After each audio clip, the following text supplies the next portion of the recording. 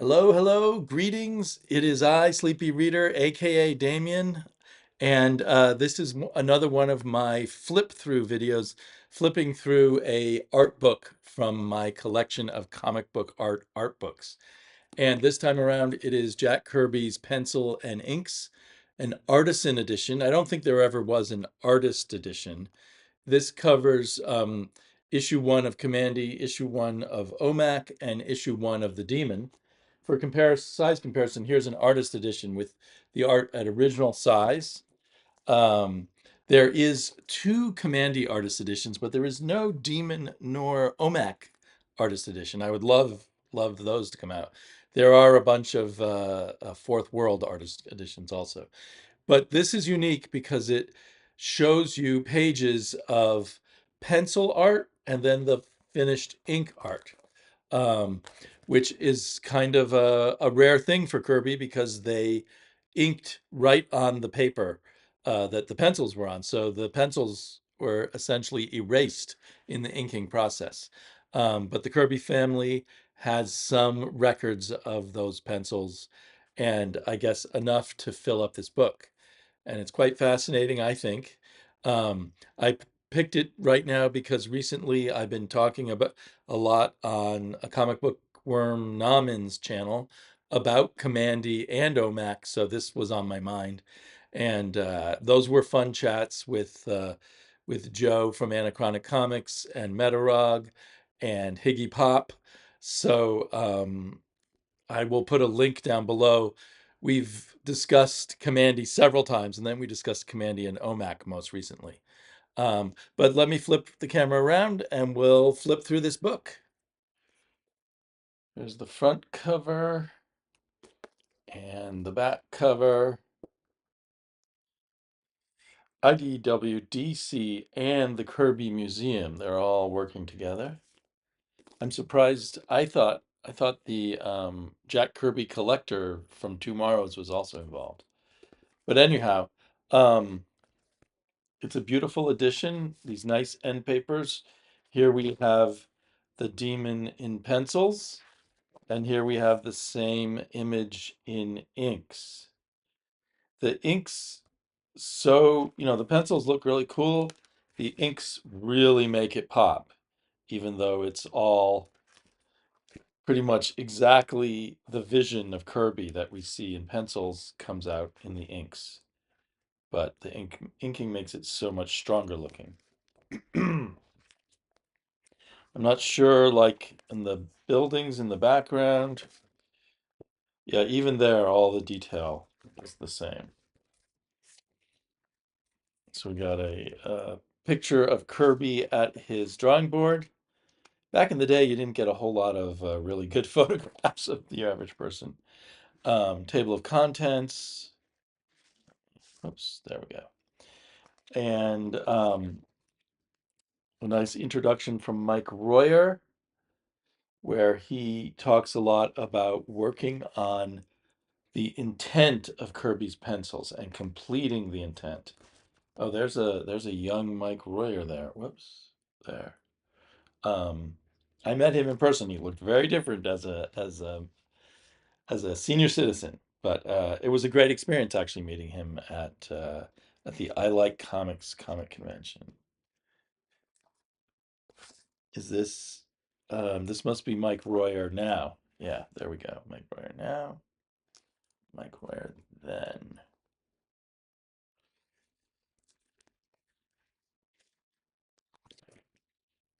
And we get a about this edition from the Jack Kirby Museum. And we get Jack Kirby's introduction to the Demon, the text that appeared on the letters page of the first issue of the Demon, where Jack Kirby talks about his ideas. So right away, here's the cover of issue one by Kirby and the cover inked by Royer. And if I'm not mistaken, it's cropped a bit.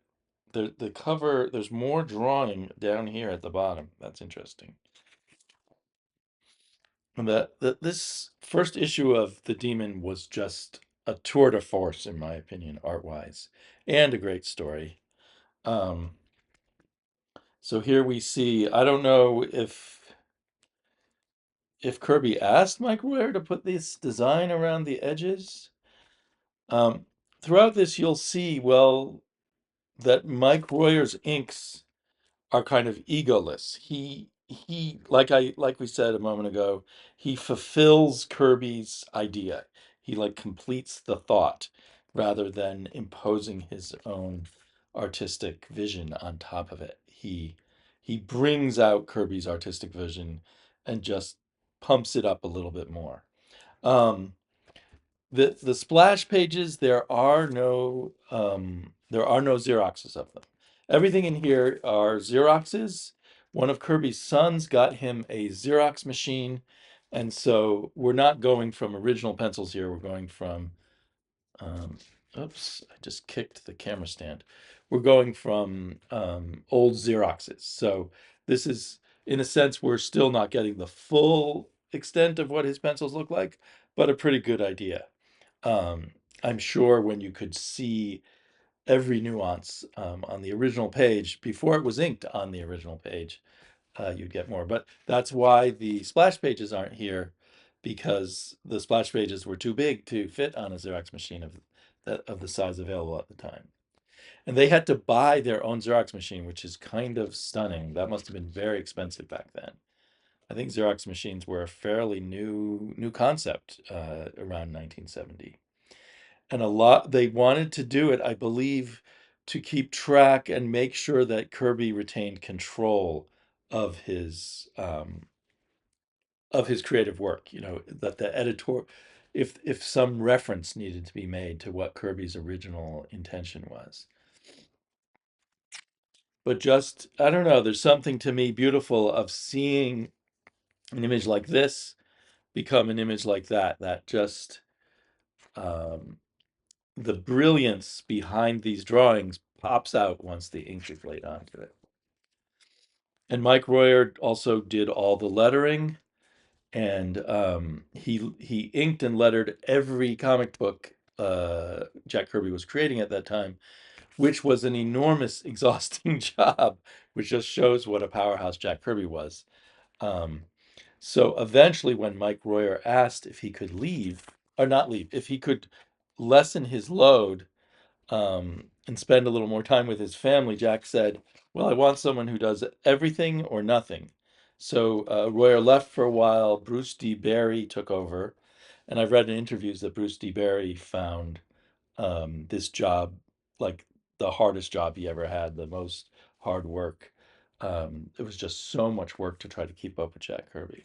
And then Royer eventually returned. Royer was so much better at capturing, of following Kirby's lead than the other inkers, that it's really kind of sad that Kirby didn't agree to let him, at least ink some of the books when he needed a break. But, Kirby had his reasons, a lot to do with maintaining his control. I think one thing that strikes me about all of this is the amount of detail that Kirby puts into almost every panel. Oh, here we go. So here's an interesting thing. Some pages had, in the first issue of The Demon, Kirby drew too many pages. Um, and so he had to turn 2 pages into 1 page. Or in the editorial office, they had to do that. So here is the 2 pages of pencils that became this 1 page of inks. And there was another page that was dropped completely, and it's at the back of the book. Let me just find that now, if I can.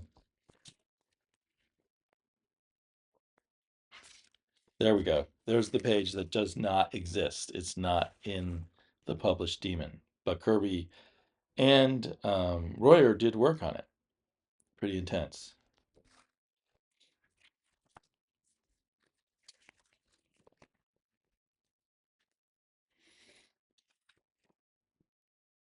So as I was saying, it's a shame that if Kirby had kept Royer on at least some of the books, and just had Bruce D. Barry do some of the books, maybe we would have got even more good inking.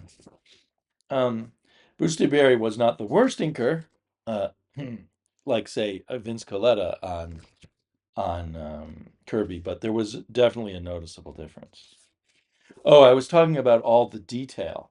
So I've heard some people say that Kirby drew so fast because he left out detail, and I think it's the opposite. He put in more detail, which doesn't explain how he could draw so fast, but he put in more detail than your average artist, and certainly way more than we see artists put in these days. And you can really get when you're not looking at it in color, and also when you're looking at it just pencil, just the sheer volume of work, all of which visually makes sense once the inks are added in. That's pretty incredible. And of course, all along he's just coming up with endless cool designs.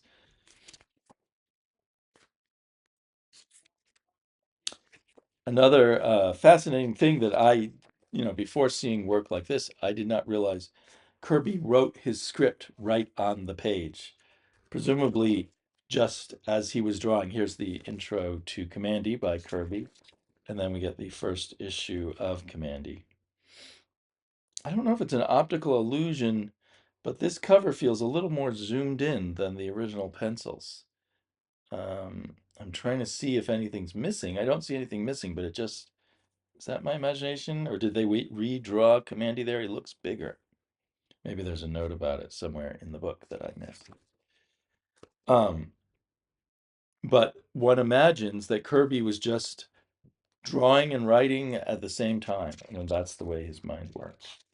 And then poor Mike Royer had to, I guess, maybe copy down all this stuff, erase it, and letter it fully over. I'm not sure how that process would have worked. So again, we don't get to see the original pencils of the splash page. But Commanding number one is another one that's just, it's a magnificent first issue. It is packed with events and information and character and just so much beautiful detail, amazing action sequences, of course, that we just take for granted with Kirby. And yeah, it's just a really packed and yet beautiful visual treat, and kind of an emotional story for what you could call a B movie science fiction type of setup. But um, yeah, it's incredible.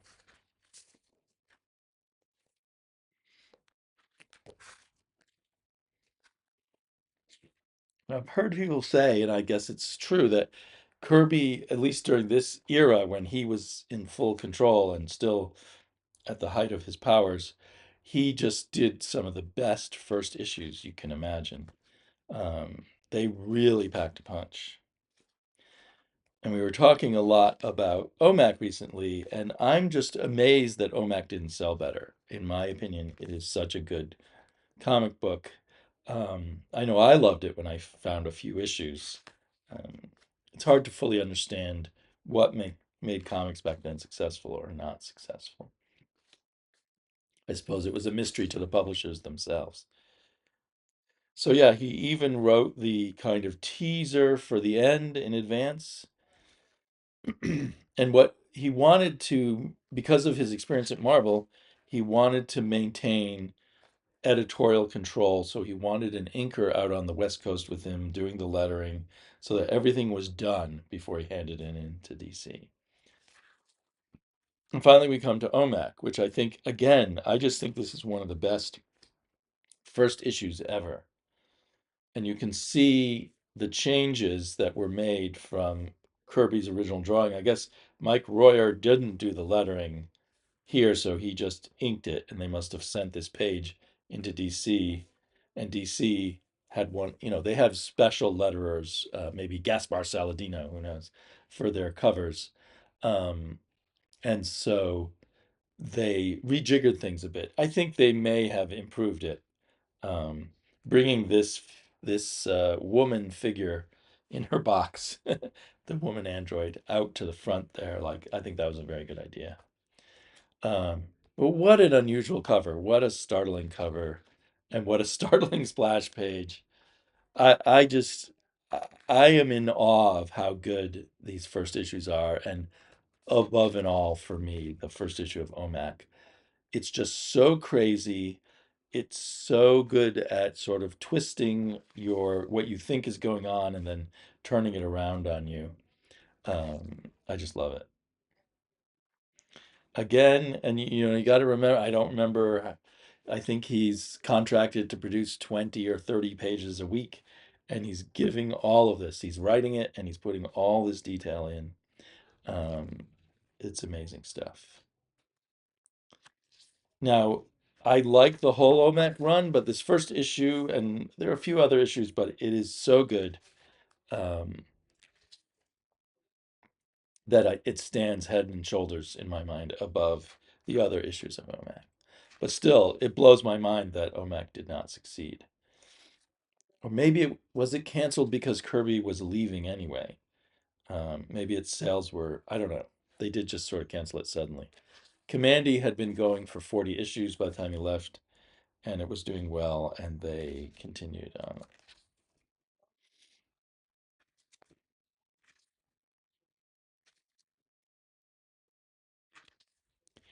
It's such a disturbing future, really. And the more going further issues into Omac, the more I thought about it, once he had his fake family and all of those things. But yeah, man.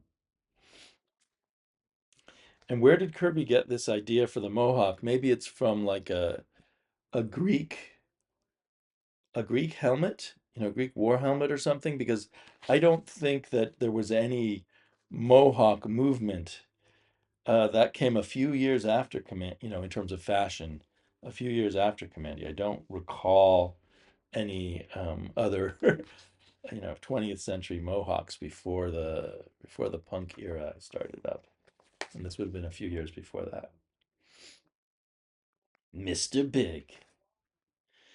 That's also so he already is churning on an idea by the time he gets to this last page, churning on what his idea will be for the next issue. So, and then at the back, there's a few random pages like this. Oh, I see. This is a recreation of the original page done in February 2002 by Mike Royer. So maybe the original page only existed in this Xeroxed pencils form, and maybe Mike Royer took it and recreated it as he would have. And it looks just like something he might have done back then. Got just a random New Gods cover. I guess these just must be covers that have survived. Because if you look at it, this looks like it's shot from an original piece of art. It doesn't, well, maybe it's from the Xeroxes. Yeah, anyway, this crazy cover here.